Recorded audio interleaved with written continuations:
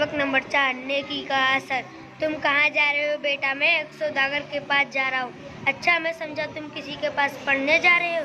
शहर के मशहूर आलिम की ये बात सुनकर नौजवान नौमान सोच में पड़ गया। उसके वालिद के इंतकाल के बाद अपना खानदानी कारोबार संभाल लिया था। बचपन में वालिदैन से दीन की कुछ बातें कारोबार के तौर तरीके सीखे थे। आलिम की ये बात सुनकर नौमान शहर के मदरसे में दाखिला ले लिया। वो तो ज़हीन तो था ही, उसे इल्म हासिल करने की लगन भी थी। उसकी मेहनत रंग लाई। एक वक्त ऐसा आया, उसी मदरसे के सबसे बड़े उस्ताद के इंतकाल के बाद नौमान को उस्ताद मुकर्रर किया गया। नौमान का पूरा नाम नौमान बिन साबित था। दुनिया जिसे इमाम अबू हनीफा रहमतुल्लाह अलैह के नाम से भी जानती है। इमाम अबू हनीफा रहमतुल्लाह अलैह ने दीनदार और खुदा से डरने वाले इंसान थे। उनकी जिंदगी के वाक़यात से हम बहुत कुछ सीख सकते हैं। इमाम अबू हनीफा रहमतुल्लाह अलैह शुरू में कपड़े की तिजारत किया करते थे। एक मर्तबा उन्होंने अपने मुलाजिम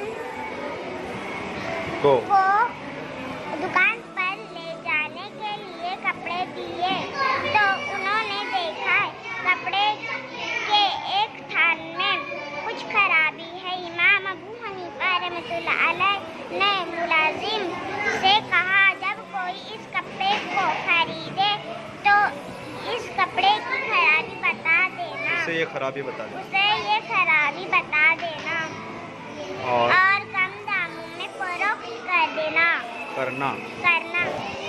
शाम में मुलाजिम ने उन्हें दिन भर की कमाई हुई रकम दी तो इमाम साहब ने पूछा, क्या तुमने उस कपड़े की खराबी ग्राहक को बताई थी? मुलाजिम ने कहा, माफ़ कीजिएगा, ये बात तो मैं उसे बताना भूल गया। ये सुनकर इमाम साहब अफसोस करने लगे। उन्होंने उस दिन की सारी कमाई सदका कर दी। इमाम अबू हनीफा रहमतुल्लाह अलैह ने जिंदगी भर शोहरत और दौलत से दूर रहकर दीन की खिदमत की। उन्होंने अपने इल्म से लोगों को फ़ायदा पहुंचाया। आम लोगों के साथ भी उनका बर्ताव नेक होता था। इमाम अबू हनीफा रहमतुल्लाह अलैह के पड़ोस में एक शख्स रहता था जिसे गाने बजाने का शौक था। रात में देर तक उसके शोर की वजह से इमाम साहब अच्छी तरह सो नहीं पाते थे। पड़ोसियों ने उस शख्स को समझाया कि इस तरह इमाम साहब को परेशान ना किया करो। उस शख्स ने मगर उस शख्स ने लोगों की एक ना सुनी। एक गाने बजाने की आवाज़ सुनाई ना दी तो इमाम साहब ने पड़ोसियों से इस शख्स के बारे में पूछा। पता चला कि किसी आदमी से उसकी लड़ाई हो गई है,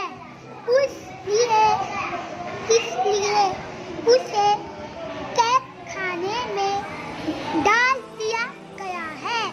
इमाम साहब हाजी से गुजारिश की कि उस आदमी को रिहा कर दिया जाए। काजी ने कहा, आप एक ऐसे बेअदब शख्स की मदद कर रहे हैं जो आपको तकलीफ पहुंचाता है। इमाम साहब ने कहा, वो मेरा पड़ोसी है, मुझ पर उसका हक है